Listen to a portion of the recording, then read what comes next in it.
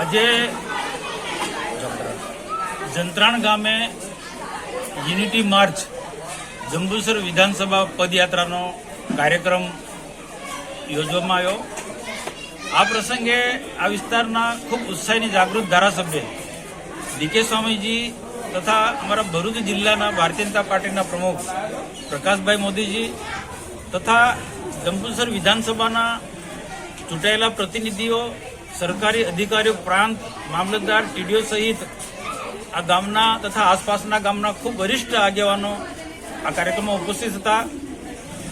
અહીંયા અમારા ડીકે સ્વામીજી તથા પ્રકાશભાઈ મોદી તથા અમે ઉપસ્થિત લોકોને દેશના પ્રધાનમંત્રી નરેન્દ્રભાઈ મોદી સાહેબના યુનિટી માર્ચનો જે આખો કાર્યક્રમ છે, સરદાર વલ્લભભાઈ પટેલના જીવનમાંથી સમગ્ર દેશવાસીઓ એમના જીવનમાંથી પ્રેરણા લે, એના માટે સરદાર વલ્લભભાઈ પટેલના અલગ અલગ એમની જીવનની ઘટનાઓ અમે વાત કરી લોકોને।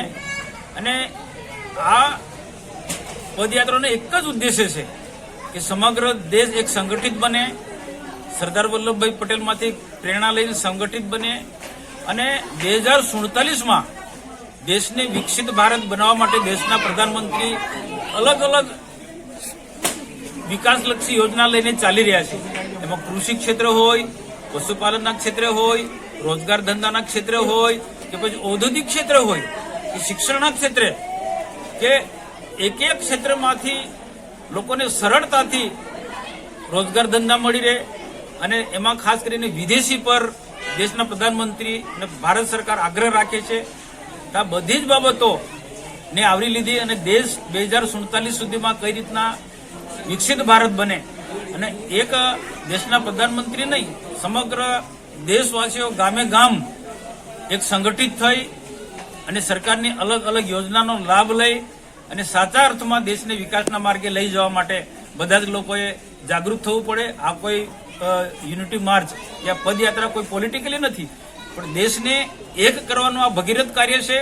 ને એમાં દેશના પ્રધાનમંત્રી નરેન્દ્રભાઈ મોદી સાહેબનું આ અભિયાન ખૂબ સફળ રહ્યું છે। અમે જે રિપોર્ટ મેળવ્યો છે એ પ્રકારે આખા ભરૂચ જિલ્લાની બધી જ વિધાનસભામાં પણ અમારા પ્રમુખ શ્રી જિલ્લા પ્રમુખ પ્રકાશભાઈ મોદી પણ બધી જગ્યાએ ગયા છે, ખૂબ સફળ રહ્યું છે। એ રીતના આખા ગુજરાતની અંદર, આખા દેશની અંદર આ યુનિટી માર્ચના જે કાર્યક્રમ ખૂબ ભવ્ય રહ્યા છે, ખૂબ પ્રભાવશાળી રહ્યા છે અને સ્વદેશી અભિયાન ને પણ સાચા અર્થમાં એક સારી સફળતા મળી રહી છે। તો જંબુસરનો યુનિટી માર્ચનો કાર્યક્રમ ખૂબ સફળ રહ્યો છે અને હું આશા રાખું કે સૌ દેશવાસીઓ ભેગા થઈ આ જંબુસર વિધાનસભાના લોકો પણ દેશના વિકાસમાં યોગદાન કરે। આપણા વિસ્તારની જે મોટા મોટા ઉદ્યોગો આવ્યા છે એ ઉદ્યોગોમાં આપણા યુવાનોને કામ મળે, રોજગારી મળે, એ એંગલથી પણ શિક્ષણમાં તેમજ અલગ અલગ સરકારના જે અભ્યાસક્રમો જે છે કે સ્કિલ ડેવલપમેન્ટ કાર્યક્રમો છે એમાં પણ આપણે રસ લઈએ અને આ ઉદ્યોગોમાં સ્થાનિક યુવાનોને કામ મળે, રોજગારી મળે, એ એંગલથી આપણે સૌ આગળ વધીએ।